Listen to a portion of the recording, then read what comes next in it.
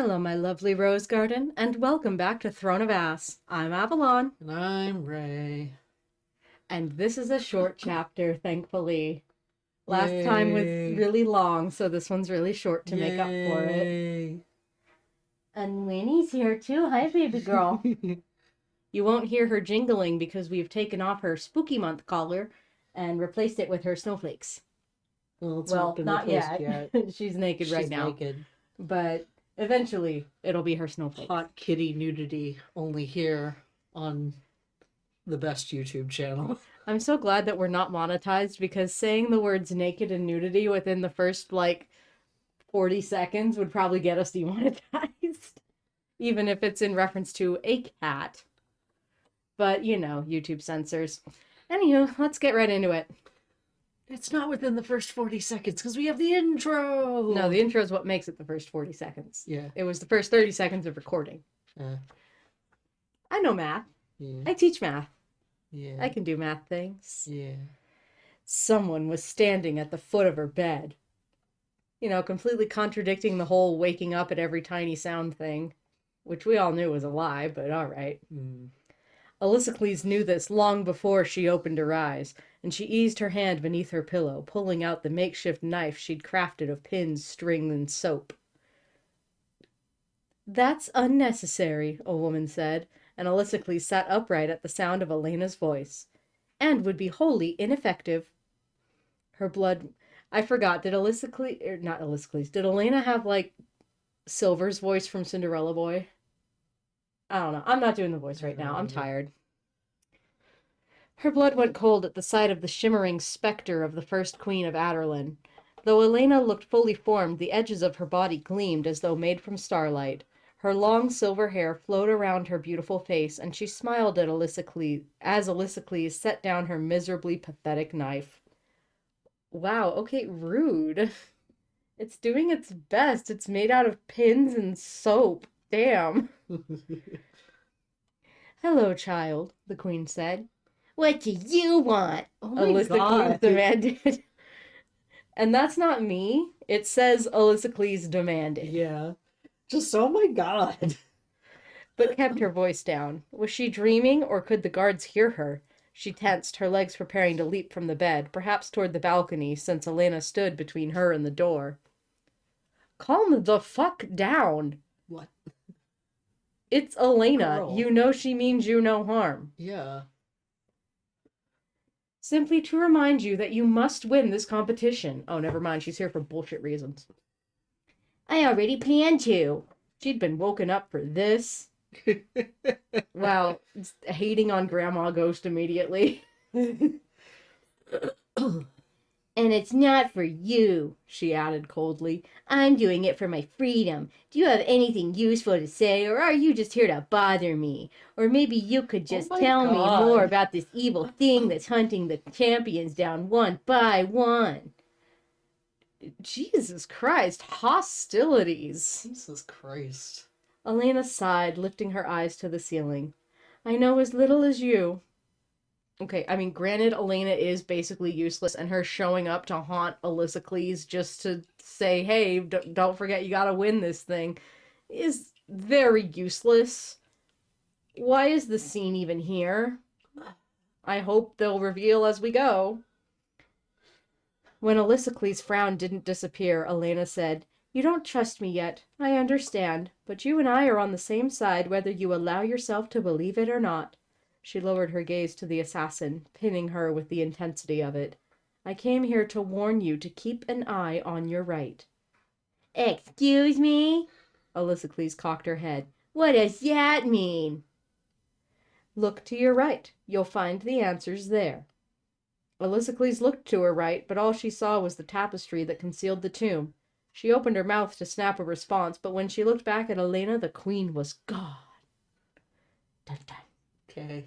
Tildy. At her test the next day, Alyssocles studied the small table before her and all the goblets it contained. It had been over 2 weeks since Sam... The way they cut this back, I thought they were talking about Sam, and I was like, it's been way more than 2 weeks since Sam did anything. It had been over 2 weeks since Samhain, and while she'd passed yet another test, knife throwing to her relief, so another one we're just going to skip over, another champion had been found dead just 2 days ago. We're going to skip over a trial and one of the murders. You know, two very non-important things to the story. Plot? You mean the romance? No. To say she was getting little sleep these days was an understatement, when she wasn't searching for an indication of what the word marks around the corpses had meant. So were there word marks around this new corpse? There's a whole new corpse now of, I guess, an unnamed character we don't give a shit about. It can't be someone like Knox or, someone that would add a little bit of stakes. Nah. She spent most of the night wide awake, watching her windows and doors, listening for the scrape of claw on the stone. The royal guards outside her rooms didn't help. If this beast was capable of gouging marble, it could take down a few men. Brullo stood at the front of the sparring hall, his hands clasped behind his back, watching the 13 remaining competitors standing at 13 individual tables. He glanced at the clock. Alysicles looked at it too. She had 5 minutes left, 5 minutes during which she not only had to identify the poisons in 7 goblets, but arrange them in the order of most benign to deadliest. The true test, however, would come at the end of the 5 minutes, when they were to drink from the goblet they deemed most harmless. If they got the answer wrong, even with antidotes on hand, it would be unpleasant. Alysicles rolled her neck and lifted one of the goblets to her nose, sniffing. Sweet. Too sweet. She swirled the dessert wine they'd used to conceal the sweetness, but in the bronze goblet it was difficult to see the color. She dipped her finger into the cup, studying the purple liquid as it dripped off her nail. Definitely belladonna. She looked at the other goblet she'd identified. Hemlock, bloodroot, monkshood, oleander. She shifted the goblets into order, squeezing in belladonna just before the goblet containing a lethal dose of oleander. 3 minutes left. See, again, this is one that I would have actually been interested in seeing. Yeah. More of, anyway. More of the build-up to it. Winnie, oh my god, you ate hours ago.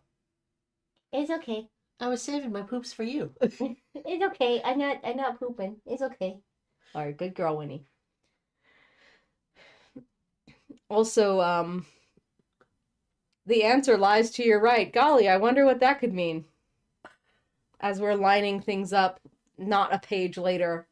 Didn't even have time to sit on that one or give us some red herrings or nothing. Yeah. Alysicles picked up the penultimate goblet and sniffed again. It didn't smell like anything. She shifted her face away from the table and sniffed the air, hoping to clear her nostrils. When trying perfumes, people sometimes lose their sense of smell after sniffing too many, which was why perfumers usually kept something on site to help clear the scent from the nose. She sniffed the goblet again and dunked her finger. It smelled like water, looked like water. Perhaps it was just water. She set down the glass and picked up the final goblet, but when she sniffed it, the wine inside didn't have any unusual smell. It seemed fine. She bit her lip and glanced at the clock. 2 minutes left. Some of the other champions were cursing under their breath. Whoever got the order most wrong went home. Or fucking dies. Yeah, I guess there's antidotes on hand, but I'm like, but why are there antidotes on hand? Just let them fucking die. We've had no problem with champions dying so far. See, I'm just over here like they know the order. Why do they have to drink it? Alysicles sniffed the water goblet again, racing through a list of odorless poisons. None of them could be combined with water, not without coloring it. She picked up the wine goblet, swirling the liquid. Wine could conceal any number of advanced poisons, but which one was it? At the table to the left of her, Knox ran his hand through his dark hair. He had 3 goblets in front of him, and the other 4 in a line behind them. 90 seconds left. Poisons, poisons, poisons. Her mouth went dry. If she lost, would Elena haunt her from spite? Alysicles glanced to the right to find Pelor, the gangly young assassin, watching her. He was down to the same 2 goblets that she struggled with, and she watched as he put the water glass at the very end of the spectrum, the most poisonous, and the wine glass at the other. His eyes flicked to hers, and his chin drooped in a barely detectable nod. He put his hands in his pockets. He was done. Alysicles turned to her own goblets before Brullo could catch her. Poisons. That's what Pelor had said during their first test. He was trained in poisons. She glanced at him sidelong. He stood to her right. Look to your right. You'll find the answers there. Literally, they are repeating it on page 238. She said it on page 236. Again, I understand that I am not the target demographic for this book. I'm in my 30s. Even as a teenager, though, like, this is a book marketed to teens. All you have to do is just be all like, to her right. That's all you gotta do. You don't have to, like... You don't have to full on repeat the whole thing. Yeah. Like that's enough of a, oh, hey, this is what they meant thing. Yeah, like, as a teenager reading this, I would have felt insulted by how rapidly that paid off. Yeah. Especially since it's not just, like, kind of a feeling, or, like, she doesn't, kind of hear Elena whispering to her in this moment. Elena came as a full-on ghostly apparition and was like, hey, I'm here to tell you to look to your right. You'll find the answers if you look to your right. And then she does. And I'm like, that's bullshit. Yeah. That's cheating. That's cheating at that point. A chill went down her spine. Elena had been telling the truth. No shit, she wants you to win, you dumb bitch. Pelor stared at the clock, watching it count down the seconds until the test was over. But why help her? She moved the water glass to the end of the line and put the wine glass first. Because aside from her, Kane's favorite champion to torment was Pelor, and because when she'd been in Endovier, the allies she'd made hadn't been the darlings of the overseers, but the ones the overseers had hated most. The outsiders looked out for each other. None of the other champions had bothered to pay attention to Pelor. Even Brullo, it seems, had forgotten Pelor's claim that first day. If he'd known, he never would have allowed them to do the test so publicly. Time's up. Make your final order, Brullo said, and Alyssocles stared at her line of goblets for a moment longer. On the side of the room, Dorian and Chaol watched with crossed arms. Had they noticed Pelor's help? Nox cursed colorfully and shoved his remaining glasses into the line, many of the competitors doing the same. Antidotes were on hand in case mistakes were made, and as Brullo began going through the tables, telling the champions to drink, he handed them out frequently. Most of them had assumed the wine with nothing in it was a trap, and placed it toward the end of the spectrum. Even Nox wound up chugging a vial of antidote. He'd put monkshood first. And Kane, to her delight, wound up going purple in the face after consuming belladonna. As he guzzled down the antidote, she wished Brullo had somehow run out. So far, no one had won the test. One champion drank the water and was on the ground before Brullo could hand him the antidote. Bloodbane, a horrible, painful poison. Even consuming just a little could cause vivid hallucinations and disorientation. But wait, hadn't she already identified that one? No, she said Wolfbane, I think. No, I'm going back to it.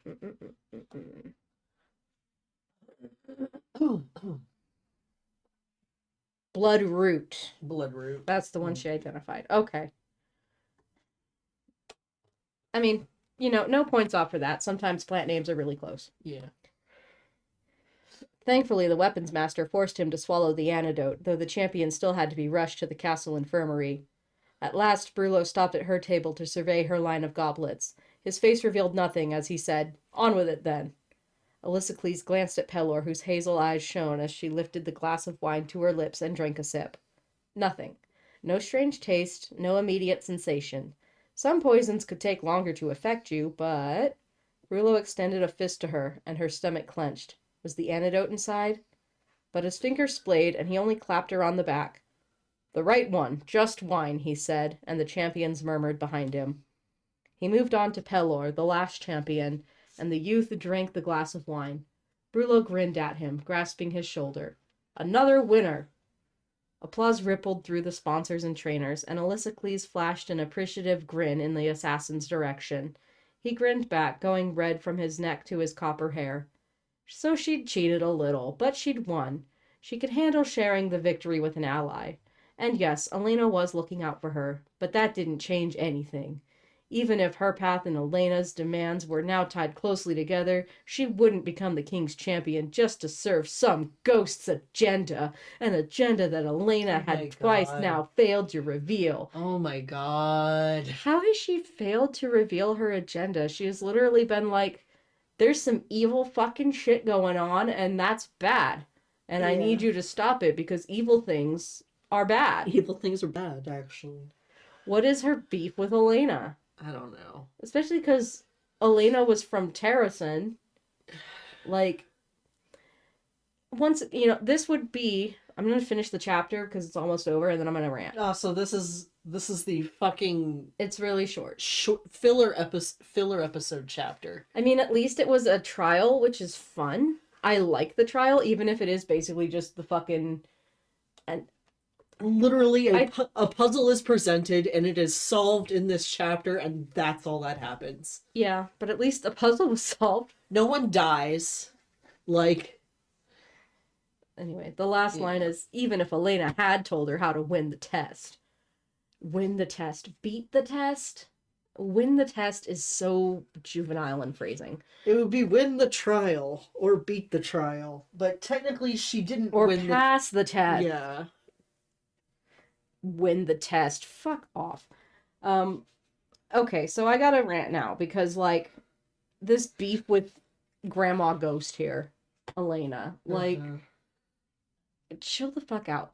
But also, this is another prime opportunity for some world building that is being passed up on because, hey, this queen came from Terrasen, the place that Elisocles is from. Presumably, since she was the first queen of Aderlin, and they haven't been removing magic forever, it's a pretty recent thing. Yeah. She would know about things like word marks and... No, Elisocles has to hate her randomly so that she doesn't ask the ghost questions. Like, she would have, historical context. She would know her way around the castle. Like, she is so fucking broken and OP as an ally/mentor for Selena to have, that Selena just has to automatically hate and mistrust her, even though she has given her literally no reason to. Literally came back from the dead just to talk to her and warn her and help her